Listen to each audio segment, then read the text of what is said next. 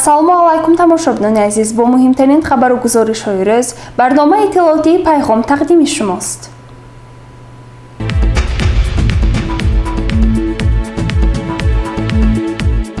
қарори раиси шаҳри Панҷакент дар бораи таҷлили 32-солагии истиқлоли давлатии ҷумҳурии Тоҷикистон. мутобиқи моддаҳои 19 ва 20 қонуни конститутсионии ҷумҳурии Тоҷикистон дар бораи мақомоти маҳаллии ҳокимияти давлатӣ ва бо мақсади тарғиби комёбиҳои солҳои истиқлоли давлатӣ, ташаккули ҳисси ватандорӣ, қадршиносӣ аз арзишҳои умумимиллӣ ва умумидавлатӣ, таъмини ваҳдати халқҳои маскуни кишвар, ташаккули давлати демократӣ, ҳуқуқбунёд ва дунявӣ қарор мекунам. Якум, рӯзи 9 сентябри соли 2023 дар қаламрави шаҳру деҳоти Панҷакент 32-солагии истиқлоли давлатии ҷумҳурии Тоҷикистон ҷашн гирифта шавад. ҳайати кумитаи тадорукот ва нақшаи чорабиниҳо оид ба таҷлили 32-солагии истиқлолияти ҷумҳурии Тоҷикистон тасдиқ карда шавад. шӯъбаҳои рушди иҷтимоӣ ва робита бо ҷомеаи дастгоҳи раиси шаҳр, шӯъбаи ташкилӣ ва кор бо кадрҳои дастгоҳи раиси шаҳр, шӯъбаи маориф, бахши кор бо занон ва оила, бахшҳои фарҳанг, кор бо ҷавонон ва варзиш ва дигар воҳидҳои сохторӣ ҷиҳати тарғиби дастовардҳои истиқлолият, ҳидоят ба меҳру муҳаббат, ваҳдат, сулҳу ризояти миллӣ байни мардум тадбирҳои зарурӣ андешанд. бахши фарҳанги мақомоти иҷроии маҳаллии ҳокимияти давлатии шаҳри Панҷакент дар ҳамкорӣ бо шӯъбаву бахшҳои мақомоти иҷроии маҳаллии ҳокимияти давлатии шаҳри Панҷакент барои дар сатҳи баланди ташкиливу сиёсӣ доир намудани чорабиниҳои ҷашнӣ, нақшаи намоиши театри кунонидашуда ва консерти идонаро бахшида ба 32-солагии истиқлоли давлатии ҷумҳурии Тоҷикистон таҳия ва амалӣ намоянд.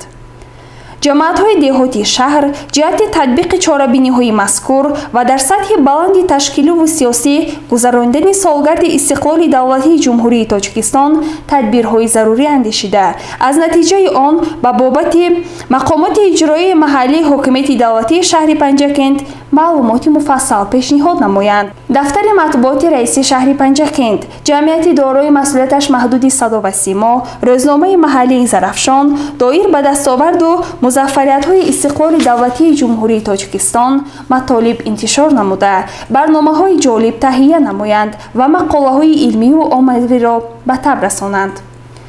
қарори мазкур барои тасдиқ ба иҷлосии маҷлиси вакилони халқи шаҳри Панҷакент пешниҳод карда шавад. назорати иҷрои қарори мазкур ба зиммаи муовини раиси шаҳри Панҷакент вогузор карда шавад. раиси шаҳри Панҷакент Холиқзода Абдухолиқ.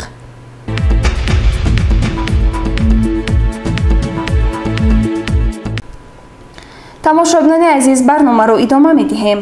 гурӯҳи таблиғотии мақомоти иҷроии маҳаллии ҳокимияти давлатии шаҳри Панҷакент бо роҳбарии муовини раиси шаҳр Парвина Нақибӣ аз ҷамоатҳои деҳоти Фароб ва Моғиён дидан намуда, бо фаъолону сокинон мулоқоту суҳбатҳо доир намуданд.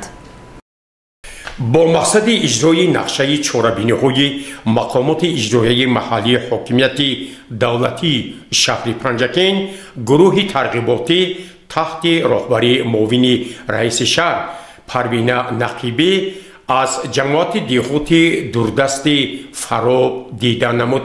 ба ин гурӯҳи тарғиботӣ сардухтури беморхонаи марказии шаҳри Панҷакент Раъно Абдуллоева, мудири бахши фарҳанги шаҳри Панҷакент Хусрав Амонқулов, намояндагони шӯрои шаҳрии ҳаракати ваҳдати миллӣ ва иҳёи Тоҷикистон ва кормандони воситаҳои ахбори омма шомил буданд.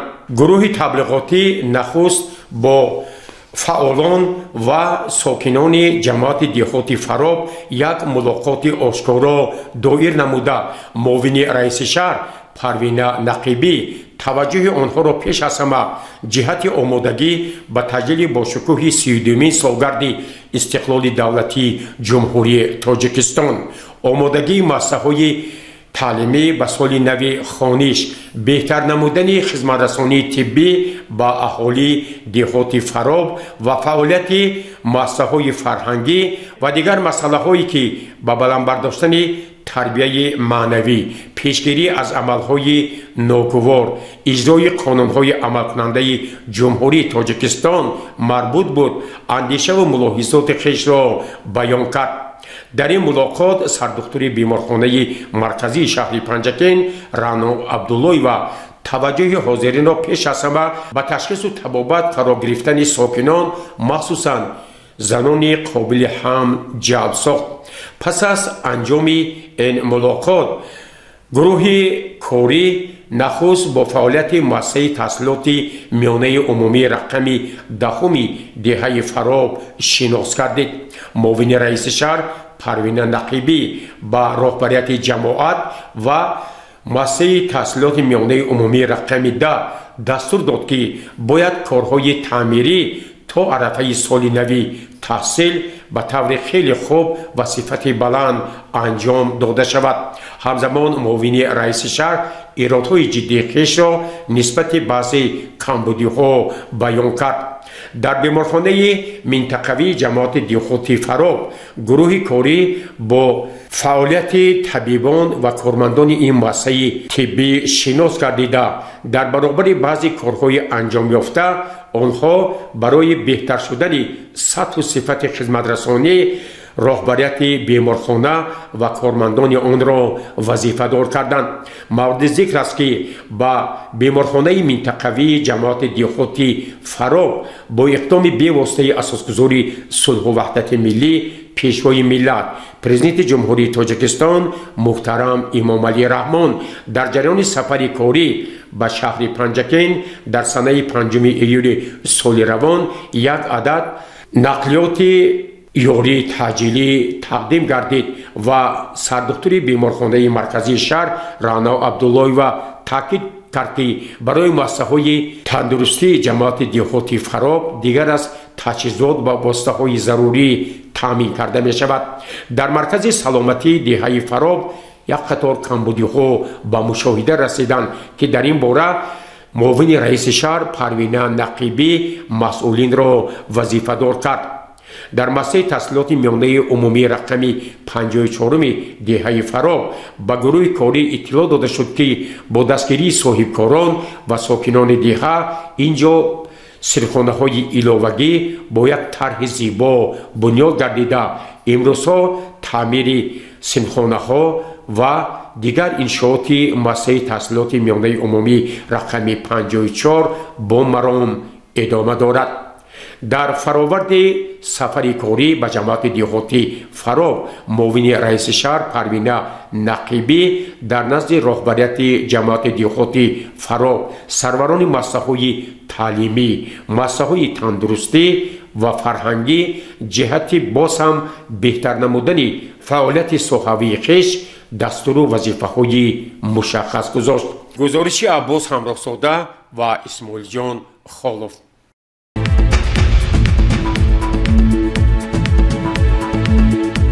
فعالیت گروه تبلیغاتی مقامات اجرایی محلی حاکمیت دولتی شهری پنجکین تحت رهبری معاون رئیس شهر پروین نقیبی در جماعت دیخوتی ماغیان از شناسایی با مرکز سلامتی دهه سار آغاز یافت.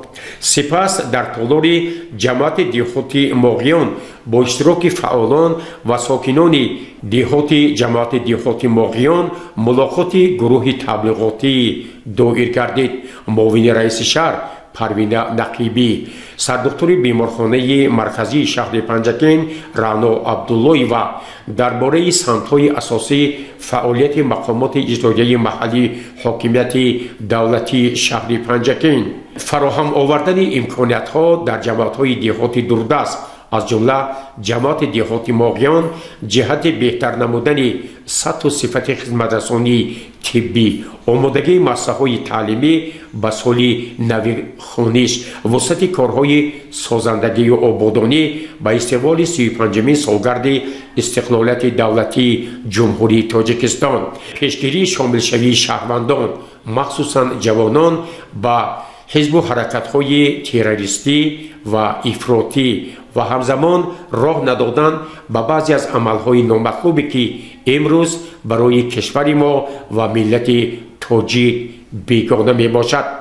پس از انجام ملاقات با ساکنان جماعت دهاتی ماغیان، گروه کاری مقامات اجرایی محلی حاکمیت دولتی شهر پنجکن نخست با فعالیت مرکز سلامتی دهه پل گرداب و تولدخانه و بیمارخانه منطقوی جماعت دهاتی ماغیان شناس گردیدند. معاون رئیس شهر پروین نقیبی مسئولین را وظیفه‌دار کرد که باید برای بلندبرداشتن سطح و صفت خدمت رسانی طبی در مرکزهای سلامتی، تولدخانه و بیمارخانه منطقوی جماعت دهاتی ماغیان تمام شرایط‌های مساعد فراهم آورده شود.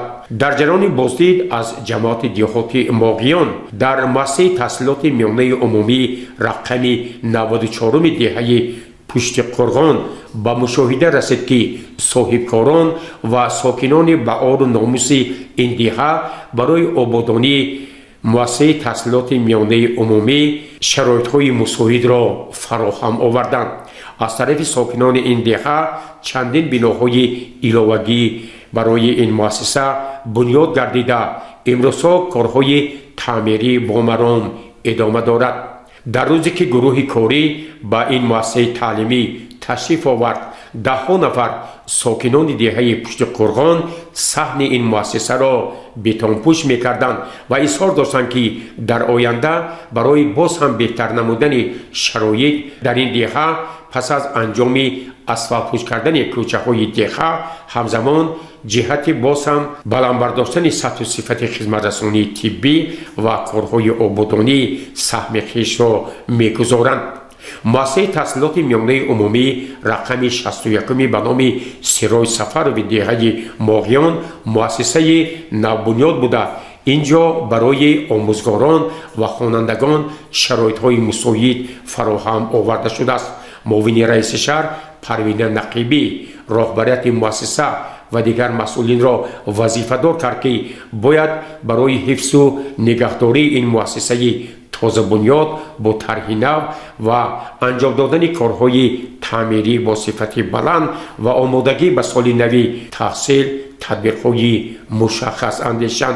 در مؤسسه اصرار داشتند که علاقه به دوره تیرماه و زمستان مقدار ضروری انگیسان و هیزم ذخیره کرده شده است. در مؤسسه تحصیلات میانه عمومی رقم 23 دهه غیزنی بالا با گروه کاری اطلاع داده شد که این مؤسسه در رویخط مؤسسه‌های صدموی قرار دارد و خوشبختانه سال روان برای بنیاد بنای نو مبلغ جدا شده است. در مؤسسه تحصیلات میانه عمومی رقم 45 دهه غیزنی پایان تاکید گردید که این مؤسسه واقعاً بناهای کهنه ساخت داشته با بنیاد سینخانه‌های علاوگی زمانوی نیاز دارد. همینطور راهبری گروه کاری معاون رئیس شهر پروین نقیبی در سمت بلندبرداشتن کارهای ترغیباتی و تشویقاتی، آمادگی به سال نوی تحصیل، تجلیل باشکوه سالگرد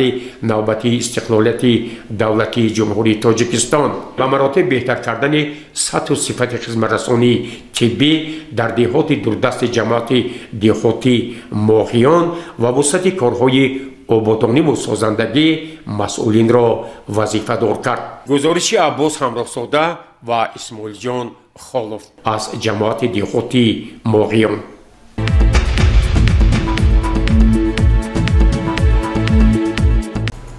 معاون رئیس شهر پنجکن صنعت طاهرزاده ورزشکاری شناخته انیس یعقوبیان را که در چندین مسابقه ها اشتراک نموده به دریافت جایهای نمایان شرفیاب گردیده است و حضور پذیرفت.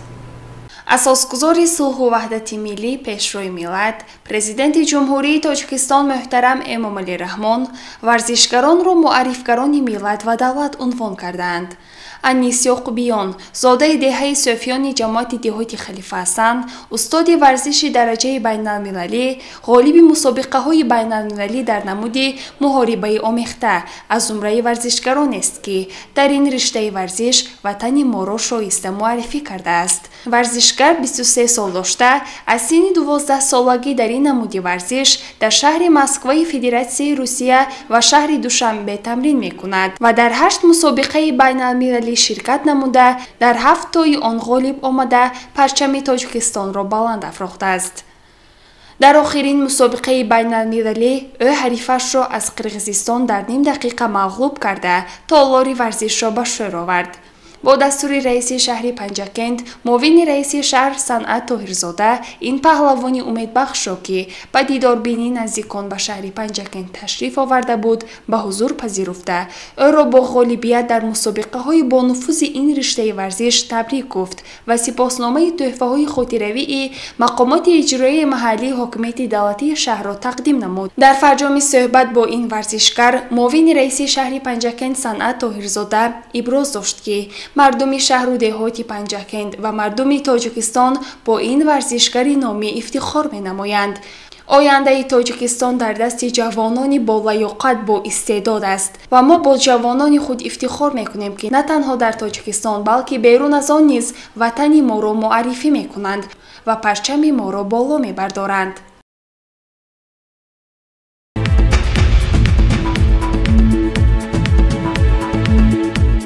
در دوره چهاربینی‌های کمیته اجرایی حزب خلق دموکراتی تاجیکستان در شهر پنجکند، هیئت راهبری و تشکیلات‌های ابتدایی حزب با موضوعهای تاریخی و فرهنگی شهر پنجکند شناس گردیدند.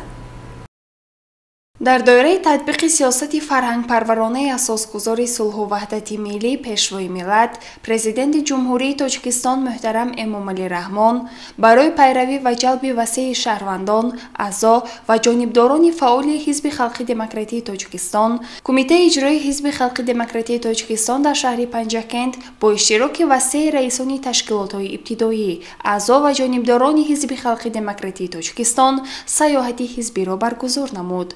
اعضایان حزب با یک روحیه بلند خویشتن‌شناسی و خودآگاهی با پرچم‌های دولتی و حزبی به راه برآمده برای احترام گذاشتن به ارزش‌های تاریخی کشور از پایگاه باستانشناسی سررزم دیده نمودند. ضمن بازدید مسئولین این پایگاه حزبیان را از تاریخ پیدایش تمدن عالم شمول تاجیک که زیاده از 5500 سال را در بر می‌گیرد شناس نمودند. باید قید نمود که سال 2010 سررزم از جانب یونسکو به فهرست میراث فرهنگی جهانی وارد گردید. آنجا زیاده از 150 بازیافت‌های ارزشمند دریافت شدند که کارت‌های مسی، برنجی، خنجرها، تبر، تیشه، پیکان‌های نیزه، محورهای کندکاری، اشیای نقره و طلا نمونه اینها می باشد. قید گردید که سررزمیان در برابر بازیگر و هنرمند، تاجر و معمار زمانی خویش بودند در رشد مدنیت و معنویات نیز سهم گذاشتند. هنوز در آخر 1000 ساله 4 پیش از میلاد سررزمیان به آتش ارج می‌گذاشتند که بعداً به یکی از رکن‌های اساسی دین زردشتی مبدل شده است. همچنین در این روز اعضایان فعال حزب از آثارخانه جمهوری کشورشناسی به نام استاد ابی عبدالله رودکی نیز دیده نمودند. مقصد از این سیاحت حزبی احترام گذاشتن به سیاست خردمندانه و دورندشانه پیشرو معظم ملت، احترام گذاشتن به ارزش‌های ملی، تحکیم استقلال دولتی، پاس داشتن فرهنگ کهن بنیاد میهن و متحدی حزبیان کشور است. حزب خلق دموکراتی تاجیکستان سازندگی و بنیادکاری و عملی‌گردانی منفعت‌های تمام طبقه جامعه میباشد. مقصد از برگزاری سیاحت در آن بود که به این وسیله مکانیزم فعالیت، متحدی، دوستی و رفاقت گسترش یافته، راه بلندی کارمند و بالاخره رشد ساحه توریسم تقویت می‌یابد. کمیته اجرایی حزب خلق دموکراتی تاجیکستان در شهر پنجکند من بعد نیز با نوبت پیشروان و فعالان حزب را به جای‌های تاریخی کشور سفربر می نماید.